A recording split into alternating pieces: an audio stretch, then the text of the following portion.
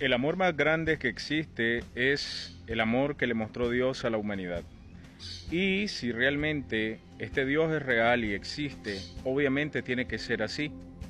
Porque criaturas, o sea, creados, seres creados, jamás podrían compararse al amor del origen que los creó. Ya que precisamente la acción de crear es amor. O sea, la acción de que un ser supremo, fuera del tiempo, un ser que autoexiste en él mismo, como lo es Dios, decida: yo quiero hacer partícipe de mi gloria y mi poder y mi maravilla, a seres con conciencia, a seres con conciencia que tengan la capacidad de decidir y experimentar y opinar, ya, y decidir, sobre todo, porque si no, no tendría sentido la base de una creación robótica que, digamos, ahorita no podamos hacer nada. No pueda yo tirar una piedra, no pueda yo decidir hacer algo, entonces no tendría sentido porque solo somos robots. Pero las cosas no son así. Y precisamente eso demuestra que el amor de Dios sobrepasa todo entendimiento, porque en la misma creación, donde un animal decide hacerlo también lo que quiera, un pajarito decide ir a donde quiera ir, ¿verdad? Así mismo es todo es así. Por lo tanto, este es un Dios verdadero, y si es verdadero, se tiene que comprobar, hombre. Niña, amiga, amigo, se debe de comprobar. Tiene que ser comprobable, porque si no, ¿para qué vamos a estar hablando de Dios si no se puede comprobar? Pero sí se puede comprobar, y los que lo hemos comprobado te decimos, la verdad es comprobable. Como estás leyendo ahí, Dios se puede comprobar, y es el punto de inflexión absoluto del ser. El amor más grande que existe lo demostró Dios al enviar a su Hijo a reconciliar a la humanidad con Él. La humanidad casi en su totalidad en este momento, en este instante, en este tiempo donde hay ya casi 8.000 millones de personas, la mayoría está separado de Dios. No hay reconciliación porque no han querido reconciliarse con Dios, no lo han querido comprobar, no han querido adquirir la justificación que Dios estableció, que es su Hijo Jesucristo. Pero ¿cómo es que Dios, a través de su Hijo Jesucristo, nos demuestra el máximo amor que un ser humano va a poder experimentar en este estado? Por esta razón. Porque Dios decide salvar permanentemente a seres que por naturaleza son traidores. Los seres humanos somos traidores en nuestra propia capacidad para mantener paz con Dios. Somos traidores, no podemos mantener paz con Dios, porque mantener paz con Dios significaría que nosotros ya no pecáramos nunca más. Y la Biblia dice que nosotros caímos en corrupción desde la primera vez que pecamos a conciencia, sabiendo el bien y el mal. Quedamos en un estado dual, como este símbolo del yin yang. Así quedamos, hay bien, hay mal, hay bien, hay mal, así quedamos. Por lo tanto, estar de buenas con Dios, si nosotros tuviéramos capacidad para estar de buenas con Dios, no podríamos cometer un solo pecado, porque eso es estar de buenas con Dios. Entonces, seres corruptos caídos que no pueden estar de buenas con Dios, que son traidores, aún después de que Jesucristo nos salva, tristemente en esta carne hay traición, hay deslealtad. Entonces, ¿qué hace Dios? Él establece un plan tan inefable que una vez entendido te das cuenta que no existe amor más grande que el de Dios. Dios establece la manera que a través de su propio poder y de su propia perfección y de su propia lealtad, el ser humano ya no lo traicione.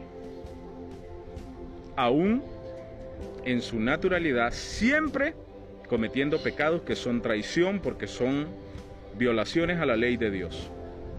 Pero en la sobrenaturalidad de Dios, Dios dice: yo voy a salvarlos, a estos traidores, de una manera sobrenatural, en mi propio poder y en mi propia capacidad. Yo voy a hacer que ellos no me vuelvan a fallar mientras vivan y todavía sean corruptos pecadores. Y eso fue lo que hizo el Señor. ¿Y cómo lo hizo? Bueno, lo que necesitaba el Señor es sustituir la corrupción de la humanidad por la perfección, aunque sea de uno. O sea, que un ser humano lograra pagar por todos ellos. Como dicen, un justo por millones de pecadores. Y así fue. Jesucristo lo que vino a hacer fue a vivir una existencia humana perfecta, o sea, sin cometer pecados, pero estando en una naturaleza corrupta, como nosotros.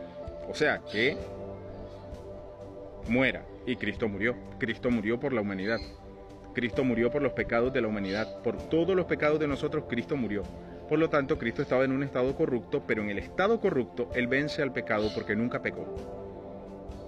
Entonces, como Cristo nunca pecó, cuando Dios le carga todos los pecados de la humanidad a Él, y Cristo da su alma en la cruz, va a morir, pero va a dar su alma por la humanidad. Su alma va a ser abandonada en vez de todas las almas humanas. Su alma, cuando Él dice, Padre, ¿por qué me has abandonado? Ahí Dios lo abandona un momento. Para que nosotros, si creemos en lo que Él hizo, no seamos abandonados después de la muerte.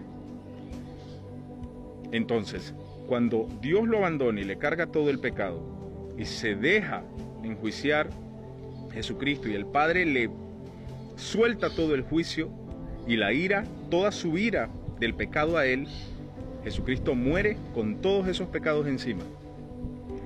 Pero era inocente. Esa es la trampa que Dios le puso al pecado. Así que, ¿qué ocurre? De Jesucristo sale un poder que decapitó al pecado. ¿Por qué? Porque el pecado no tenía derecho de matar a Jesucristo.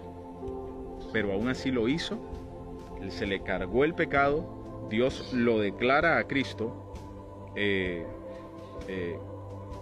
Dios le carga los pecados a Cristo, o sea que toda la culpa de nosotros cae sobre Él, pero al él ser inocente, mata el pecado en su carne.